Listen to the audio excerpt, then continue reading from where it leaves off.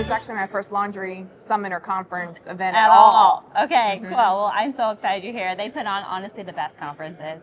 It's amazing. It doesn't feel as overwhelming anymore. Yes. So now I'm like super excited. I feel Yes. armed and ready to go. Have you seen how much savings an owner will save when they have old machines versus putting in new machines? Oh yeah, it's crazy. So just from utility standpoint alone, we've seen bills that are as high, like pushing 20%, Wow. drop all the way down to 9%. Wow. Huge, like, Wow. and again, it's one thing for like us to say like, oh, that's a real number. It's a whole other to actually see it. To actually and we see have it. example after example after example of real customers that Yes. we've been able to cut their utility bill in half. Yeah. Told that you're working with Ellery to find a location for you and your husband to build a laundromat. How has that experience been going? It's been going really well. We were given 3 different locations. And Okay. they've been helping us find the best locations for what we're looking for. Yeah, I love that. I think that's great. So over here at Laundrylux Distribution, we actually like to kind of be more of a consultant rather Okay. than a sales process. Okay.